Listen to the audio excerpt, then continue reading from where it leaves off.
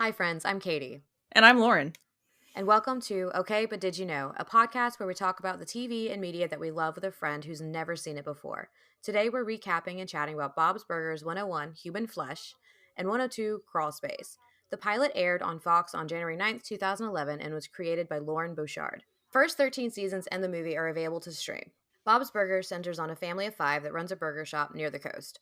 We have our main five: Bob, his wife Linda, and their three kids, Tina, Jean, and Louise. Tina's 13, Jean's 11, and Louise is 9. Bob can barely keep the burger shop and his family afloat, possibly due to him insisting he use the best ingredients he can get. The family gets into constant shenanigans with their neighbors and their classmates. Constant shenanigans is one way to describe it. That is a very good way of describing it. So Bob's Burgers, I started watching, I want to say, like 2016.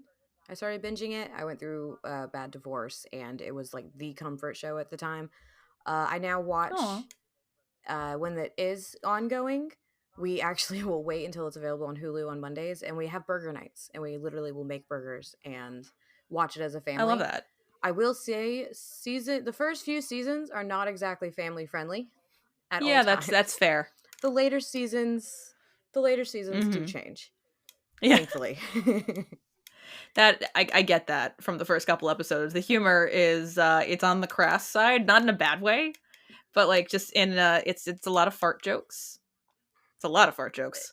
That's an always. That's a constant. Jean can't seem to go by without making a fart joke, in all honesty. Okay. That's fair. But it's been ongoing. It's still going. I don't know how long it's going to go, but I foresee it to be similar, possibly, to how Family Guy and Simpsons have been going on for as long as. But it does have it had a movie come out in I want to say last year, 2022, and the movie is phenomenal.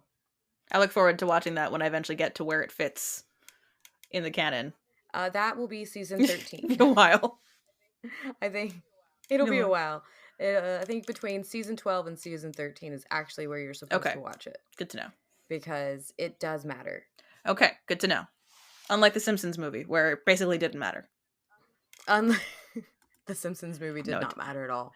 Yeah, my initial thought, because it's a good introduction, I think, to the characters as a whole. You kind of get a good sense of the type of humor that you're going to get and the family dynamics and what you can expect going forward, which I think is a good thing. And I can definitely see this being very addicting for a lot of people very quickly. I did enjoy it. It's also the personalities as well. There's some very interesting personalities. Exactly. It's a lot of personalities. But I think as a hook, it's good. You know, it's got crass humor, but it's very smart with the way the humor is and a lot of like the banter you get between the characters, which I really enjoyed. So I can say that I can see this being a very addictive hook into the rest of the show, especially with them being so quick, with there being so many of them, right? Yeah. Like now, as someone just going back into binge, you can just keep going. Like you'll probably get through the first 2 seasons in like 2 days. Oh, it's very, very easy to binge. I do it constantly. I'm sure.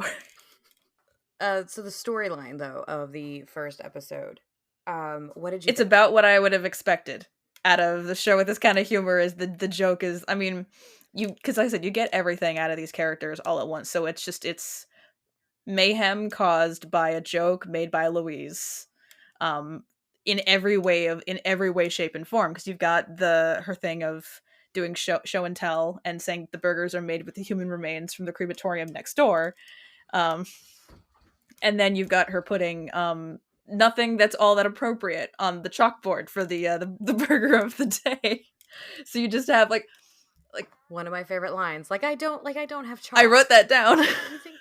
like I don't have chalk. I have chalk. Like what do you expect out of me? So yeah, you will just fully expect things like that from Louise forever. I'm sure. Because Tina's very much, Tina's 13, going through puberty. Yep. She's a horse girl. Okay. And of course, boy obsessed. Yes. So you get the puberty from her. You get 11-year-old boy from Jean. Yeah. But he's very musical and he's very creative. Mm-hmm. That's good. Even if others don't understand his creativity. Mm-hmm. And then Louise is just pure chaos. Yeah. Louise is our chaos. And Linda is just everyone's biggest cheerleader in all. I love her so much. Like, truthfully, she's my... Bob doesn't know what he's doing or how he got there. No. Linda is my favorite character so far. I love her. So since you say that, I'm gonna go and start one fun fact because you say Okay, that. go right ahead. Linda is voiced by a man, which seems to surprise people. I think I knew that. Um, but most of the main men are voiced by men. John Roberts, he's so sweet. He's so freaking Mm-hmm. sweet. You see him in interviews. He's the sweetest person ever. But he based Linda's voice after his own mother, Marge. Aw. So Aw. Linda has real life inspiration. I And love it that. is John Roberts' mother. And that makes me even happier to know that there is a woman out there that is exactly like Linda. It Yeah. makes me extremely happy to know. Is Kristen Shaw or Kirsten Shaw, whatever her name is, the one that voices Louise, is she the only woman that's main cast? Main cast, she is the only woman. Gene is actually played by a man who his first name is Eugene as well, so that's kind of fun. Okay. Tina is played by Dan Mintz, and with him, he was actually supposed to be a boy, Okay. but his original character was going to be named Daniel, but Lauren, I think it was Lauren Bouchard himself, went up to Dan and was like, "Hey, we've got to change this character to a girl. Like Mm-hmm. the boy character's not really working." And he was like, "I can't do a girl voice." They're like, "No, we're going to keep your voice. Oh. You're going to still be our character. You're just playing a girl now." And he was just like, "Cool, okay, let's do it." Mm-hmm. Like it was actually supposed to have another um situation that way, but nope. Mm-hmm. Okay. I respect the choice. And then of course we have H. John Mm-hmm. Benjamin doing, he actually does about 30 different voices for the show Okay. itself. We respect that. He's our Seth MacFarlane. Gotcha. He's our Seth MacFarlane of Bob's Mm-hmm. Burgers.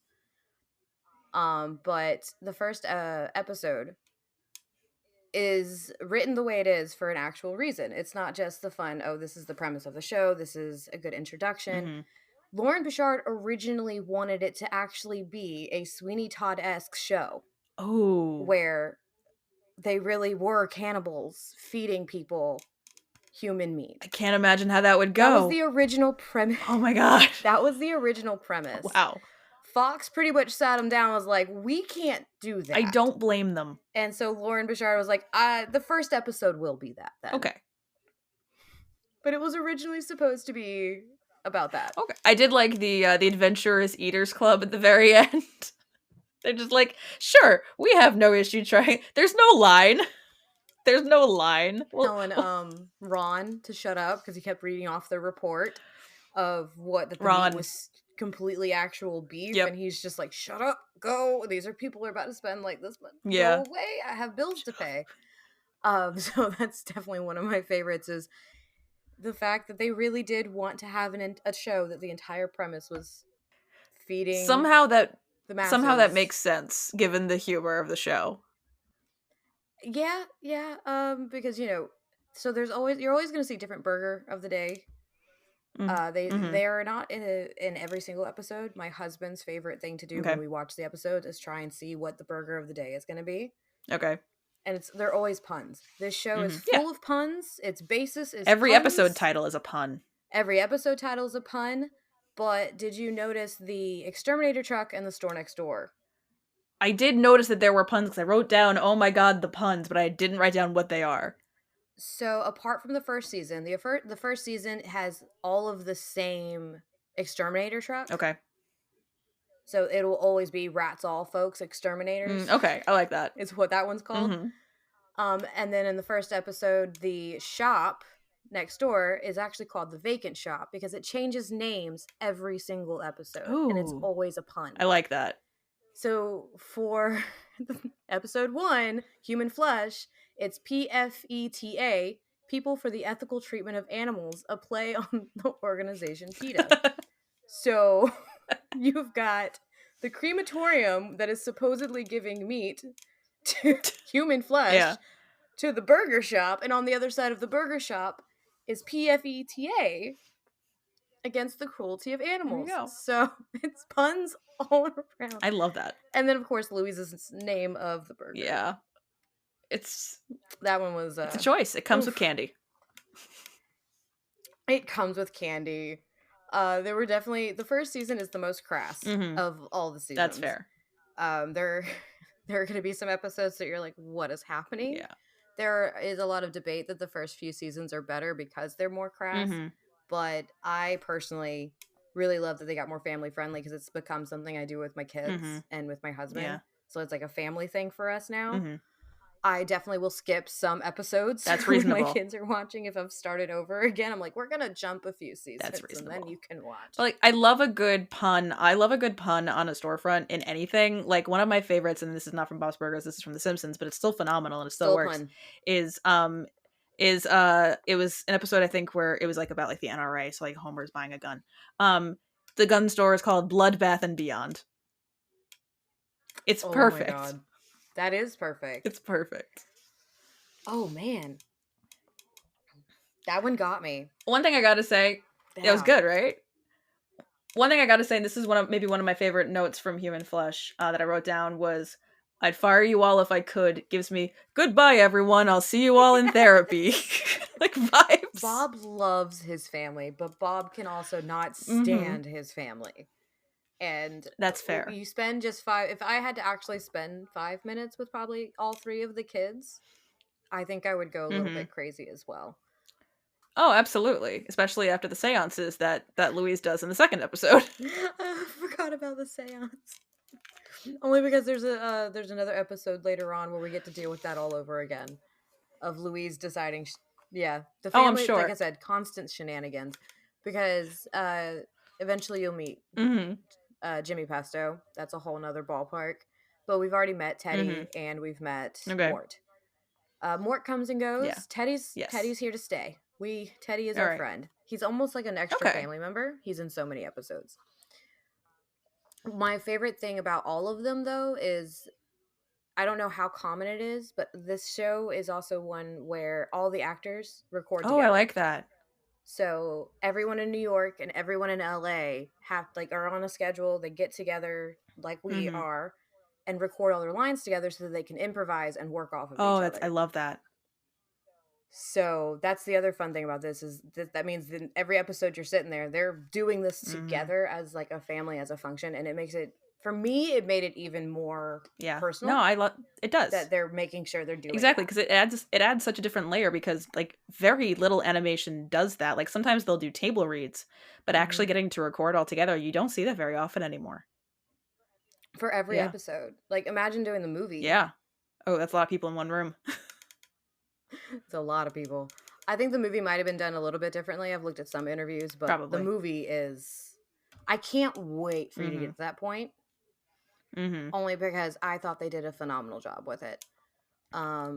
Oh, I forgot. There's a secondary sign. Oh. On the window of the PFETA, it says "Meat is murder." I forgot about that. I just saw it in my notes. I was like, oh, but also there's a whole nother sign. Meat is murder.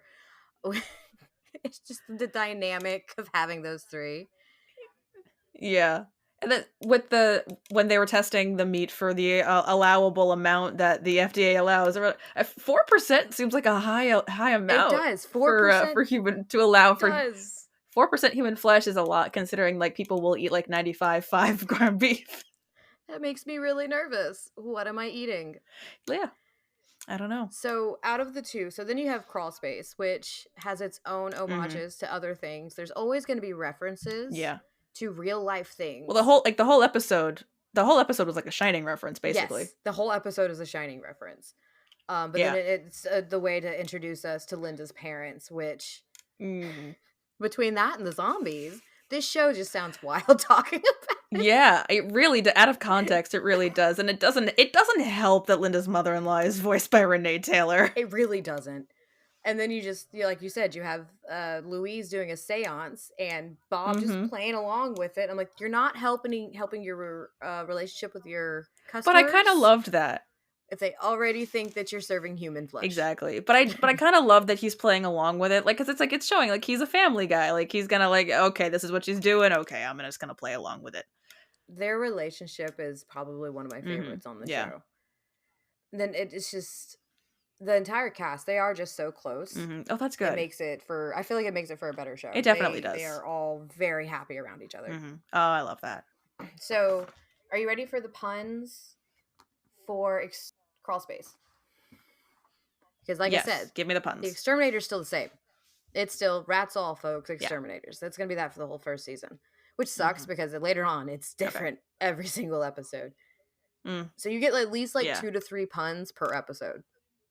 The shop Okay. trots all natural fertilizer. It plays on the trots, an alternative name for diarrhea. Ah, yes, and his whole thing is wanting to go number 2 in the crawl space. Going number 2 in the crawl space. I Yep. love it. What was your favorite part of, I guess, each Each episode? episode. I think weirdly enough, from the first episode, my favorite part, and I also wrote this part down in my notes, was the health inspector guy whose name I'm forgetting. Not Ron, the shorter guy. Hugo. Yeah, him. It's Hugo. Hugo. It's the scene where like it's him and Linda talking, and he it's his poetry that he reads to her. I just loved it because it gave me. Have you seen the movie Waitress? No. Okay, so it's also been turned into a musical. But the one of the characters, he does spontaneous poetry. That's how he woos his lady love. It gave me spontaneous wedding poetry vibes, and I was just like, I'm getting the secondhand embarrassment, but like it's too funny not to. Um, but also the part when they say that Bob's not good with dates, and you just go like, "It's our anniversary." Yes, Bob. It's like, it's my birthday. You gave birth. How'd it go? It went great. It went fine. How do you think it went? It was just that part. I was just like, But she's like wearing her long sleeve shirt underneath the the hospital gown, holding the while baby. holding the baby. Exactly. It's like And, it went fine. It went fine. So just there's something about that. I was just like, that's very indicative, I guess, of Bob as a character, but it was just too funny. because Bob is so focused on the restaurant and the restaurant alone, but then at the same time he is Exactly. a good dad. It's funny. Exactly. In Crawl Space, I wrote it's while he's in the crawl space is most of the episode, but it's when he's trying to talk to Linda at some point, and he says that she nags like her mother, and she's like, I don't nag, and she says something, and they went, what's that, Nagatha Christie? Something about that delivery of that line, I was just like, oh my god, that's too perfect. It was just that whole exchange, and then and then you have the mother-in-law busting Bob out of all while Mr. Franz sitting there and Yeah. what's going on with your children? I'm gonna show up at your house. Franz is probably the most hated character. He shows up a lot, I'm guessing. Does he show up From very time frequently? to time. Okay. But he's not made to be liked. Okay. I mean, I believe that. I believe that, but it's just I couldn't get over. I mean, her voice is so recognizable if you've seen anything that she's in. Just like Yeah. I see Sylvia Fine whenever I hear that voice. You can't not if anyone's seen The Nanny. It's too perfect. And if just everything, her dynamic with Bob is fun because Yeah. it's not the father-in-law that Mm-hmm. he can't stand to be around. Yeah. It's the mother-in-law, and we see them from time to time. Mm-hmm. And those episodes are also very interesting. Okay. So you will get more Okay. of Linda's parents. Are more of them like horror movie themed? I'm gonna say that. Okay. Even though for others it may not seem horror, it's terrifying to me. Okay. That's important. That's important. Huh. We'll look back on this moment one day and you might agree with me. Okay. Good to know. I will look forward to that. You will, and I am sorry in advance. Because we find out some things about Linda's parents that I don't think anybody wants to know about their parents. No, I don't think anyone wants to know these things. Oh no. What other notes did you have? I'm really just excited for your thoughts. Let's see. I agreed. A lot of numbers are divisible by 3, Bob. I agreed with that one. I thought there's like 9, 3. 9 is divisible by 3. A lot of numbers are divisible by 3. Not all of them are months, but many of them are. Was a good one. Exactly. This restaurant breaks so many labor laws is something I just wrote down. It's the second thing I wrote down. Yeah. So many labor laws. Especially now that I know that Tina is 13. I don't think legally in my state can you. I don't think you can. It's suspected that they never tell you exactly where they are, but by context clues, a lot of people go with New Jersey. That sounds about right. I think New Jersey might have similar laws. Because they live near the shore. They have something called the Wonder Wharf, which is the pier. Yeah, the boardwalk. I guess like it's like it's a Mm-hmm. pier with all the stuff on it to do. So and like Bob and Linda, like the shop's only, a block or two from the Yeah. beach. So you can only Mm-hmm. imagine also how much money he's spending just to be Yeah. in that That's location. got to be very high rent. Oh yeah. And of course they're renting the Mm-hmm. apartment above as well Yeah. because they live upstairs. Exactly. But so yeah, so I want to say the legality of that, especially no, I mean not the child of the owner notwithstanding, but I'm pretty sure even here 14 you can't legally work the grills in like most fast food restaurants. I think you need to be 16 to like actually make food.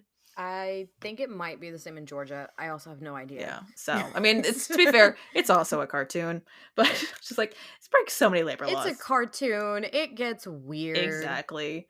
I have no, don't leave the child alone in the crematorium. It's just I mean, as if the show could hear me through my typing my notes. My typing this out isn't stopping the episode from working the way that it's supposed to. And then my last funny one, I think, for Human Flesh is aren't all health inspectors unstable? Yeah.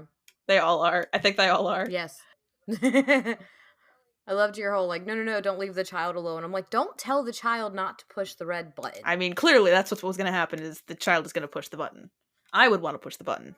You tell an 11-year-old don't hit the red button. The 11-year-old is going to hit the red button. Exactly.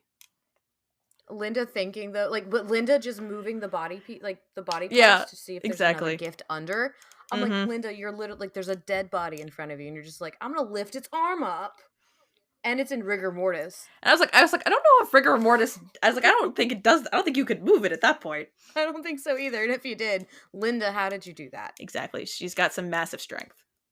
She has some massive strength if she's moving someone in rigor mortis. But Exactly. that one, that's always a scene that I'm just like, you're touching a dead body, Linda. What are you? But then, of course, the premise is they're supposedly selling human burgers, so maybe Exactly. that's not odd to her. Exactly. Oh my god. I'm so happy I got you to watch this. I know. I'm so glad we're doing this. This is so much fun. And then Crawl Space. How did you feel about the zombies? It was an interesting thing, I will say. Like, but here's the thing: is as a child who, as a person who, as a child, did have night terrors about zombies randomly. Like, it's a very real Yeah. thing. And for some reason, I had this recurring dream. Not to get too personal on our podcast, but where like I would get like like those like zoo magazines that used to be about animals. Yes. Used to get so for some reason I had a dream that one of those came in the mail, but it was about zombies. And because I read it in my dream, I then had another dream that was about zombies. That's a lot of zombies. And I had that, and it's like a dream within a dream. I had that multiple times. So I'll say the zombie night terrors, very relatable. Not to that extent with the budding sexuality. Not to that extent with the budding sexuality, but very relatable night terror. I think one of my favorite lines is also yours, though, when it comes to Crawl Space. Mm-hmm. Louise stating that she will not be taking care of that baby. Mm-hmm. No, definitely not. And then just poor Gene showing his entire class what is the sounds. But he knew exactly what it was. Yeah. This is true. It was labeled correctly. It was. One of the things that I wrote down was just like, they can sleep in Jean's room, maybe they'll leave sooner is the most relatable thing ever. Is like just put the in-laws in like the most inhospitable room. Maybe they'll leave. Maybe they'll leave sooner. It was just too perfect.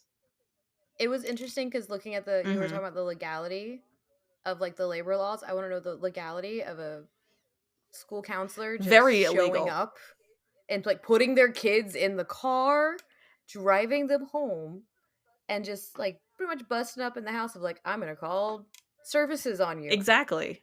Like, no, but literally, I think like if we're talking about like the actual chain of events that are supposed to happen, like that actually is very illegal. Everything that guy did is like, we're talking like, if we're putting on real world logic onto a cartoon, very much so is about to get that guy fired. I wrote down, everyone needs crisis crayons. I'm gonna change the label to the crowns in my house now. I love it. They're gonna be crisis crowns now. Yes. Everyone needs crisis crayons. Everyone needs crisis crayons. My last big note, I guess, for Crawl Space was just, that's one dark nightlight in his hallucination. It's like Oh, Coochie Copy, yeah. whatever it was. I think that's what it was called. That's Coochie Copy. Coochie Copy. So Louise likes atone them to like Pokemon, Okay. but there's like she reads little like books, like graphic Okay. novels. And these are the characters in it. Okay. Coochie Copy's like her favorite one out of all of them. And so she has her nightlight is a Coochie Copy. I own one. Okay. I do have one. It's really cute. It Oh. glows green. Aw. You just poke its bottom Mm-hmm. and it turns on. Aw. I need to get a new battery for it actually. Is, And it's the cutest thing ever. is that like the franchise whatever that the TikTok sound of I'm just gonna call them all Hello Kitty? Is that what that comes from? Okay. Yes. Because Louise is naming off all of the different characters because she has like of course she has her Coochie Copy, but she's got all the dolls for the other characters. Okay. And yeah, that's Linda going, I'm not remembering these names. Like it's a full mom moment of like, no thank you. Yeah, that's fair. Because that sound is completely, and I'm not telling you when that happens, but it could happen at any moment. You have no idea. That's the beauty of a show that's very sound biteable. I've probably heard the dialogue of many episodes of this show. And now you get to sit back and go, oh, that's what that was about. It's well, because it's a weird thing. Because I do that with songs. Like I'll hear a song on TikTok, and then like I'll hear the song, and I'm like, oh, I know this 10-second clip of it really well, and I don't know the rest of the song At all. No. So, out of the two, which one was your favorite? I think Crawl Space was my favorite. Crawl Space. I think it was a little more chaotic. If we're going off of numbers, and I can introduce the data here if we'd like. Yes. Numbers wise, it actually did worse. So before I go too deep into this, one of the big things we wanted to do here, because I am a data nerd, and I like to overly complicate watching things. I've created a spreadsheet for us where we can kind of create a numerical version of our opinions, and as you can see, the numerical does not always fit with our gut instincts. Basically, we're categorizing each episode on a 3-point scale for plot, character, and personal. And each category can get a total of 10 points. So each episode can get up to 30 points. So like I said, my gut instinct is to say Crawl Space just because it's so much more chaotic, right? Yeah. But numbers wise, I gave Human Flesh a 7.2 for plot, a 9.6 for character, and an 8.2 for personal, which gives it a total of 25 points out of 30. And I gave Crawl Space a 7 for plot, an 8.7 for character, and an 8 for personal, which gives it a 23.7 out of 30. I don't know. I honestly don't know why, because like plot is more or less the same in both of them. There is a good amount of it, but like the show's very episodic, so you just kind of like, does the plot make sense? Does this seem like what would work well within our world? I think I gave it a much higher score for character because the Human Flesh is so much more about the characters. Because because you're introducing exactly them. You're being introduced to them, so that it's so much more about it. And personally, I gave it an 8.2 versus an 8. I don't truthfully know why. I might stop with the decimals after this because I don't think they're going to make any more sense. I have no input, but do what you feel I like to overcome. Like one of the pieces of advice I gave was don't overcomplicate this, as rich as that is coming from someone who admits she uses decimal points. But and the entire premise of what we're doing is overcomplicating this. Exactly, and overanalyzing. Because that's how we do things. So I'm biased. This is a comfort show. Give me your rankings. This is a comfort show. I also find things that are morbid to be funnier and enjoyable. I do enjoy a good morbid story. Mm-hmm. So anything Sweeney Todd-esque is right up my alley. Character I gave 9. I love the characters, but Hugo annoys me. That's fair. If Hugo's involved, maybe I don't need to be too excited. Personal and plot for Human Flesh are 10. I love that they actually did want to make this like a cannibal story, and I love that. That is absolutely hilarious. And seeing the favorite characters of mine introduced all over again in my favorite way, and seeing parts of them that I know so much more about after 13 seasons, it makes sense. These are my comfort characters. Like I fall asleep to Linda singing every night. I mean, I tend to turn it on before bed. That's beautiful. So these people have been there for me, and they have no idea. They helped me through my divorce, and here we are now. Exactly, and that's okay. And then for Crawl Space, we have character is 8 because once again, we have Mr. Fraun now to deal with, and he's more Yeah. annoying than Hugo Mm-hmm. is. So that's an 8. Yeah. Personal's 9. I don't mind crawl space. I like the Okay. references. Um, it Mm-hmm. shows you a different side of Bob, which is fun because Bob doesn't seem very likable at first. Yeah. He really doesn't. Looking back now, trying to see it through another lens, I'm like, Bob kind of sucks at first. But thankfully it's at first. And then plot, I gave that one a 10 too, because it is a really good way to introduce more characters without kind of bombarding with a ton of characters like you just did in the pilot. Yeah. And just knowing Linda's parents. Mm-hmm. Yeah, Linda's it's a little parents more are organic in the way that you get the Linda's parents, and you get the psychologist, and you get Teddy, who I'm guessing are going to be a little more involved as the show goes on. So it's a little more organic. It's not hitting you over the head with here's all of the people you will see for most of the time. yeah, because we still have more characters to be introduced. You haven't really Yeah, I'm seen the sure. kids interact a ton at school because we do see the kids at Mm-hmm. school, and Yeah. then there's other people that own restaurants and stores that also Mm-hmm. are on that street. So Yeah. there will be so many more. You get to meet some very interesting I'm looking characters, forward to it. and I think I already know what some of your favorites are going to be. Okay. I look forward to when we get further enough in, I can tell you who they are. I really can't wait. I know, like right now it's Linda. Like that's like from what I've seen, I love everything about her. I love her vibe. I love her energy. I love her as a person. I probably would respond to things the same way she would 90% of the time. Linda's the mother we all deserve. Yeah. Like she's everyone's mom. Hmm. I look forward to seeing more of Louise because right now she's annoying, which to me says that she's going to be my favorite. Yes. That's usually what ends up happening with these kinds of shows. Louise is Yeah. a big favorite with like fandoms and stuff. Your least favorite for Bob's Hmm. tends to be like Teddy or Gene because people are like, Gene's annoying. And I'm like, Yeah. he's an 11-year-old boy. Exactly. He's That's what doing they're his supposed job. to do. Louise Hmm. is just so chaotic. So a lot of people She's love very Louise chaotic. because she's chaotic. And I feel like a lot of people Yeah. relate to Tina, We all were Tina. which is so funny.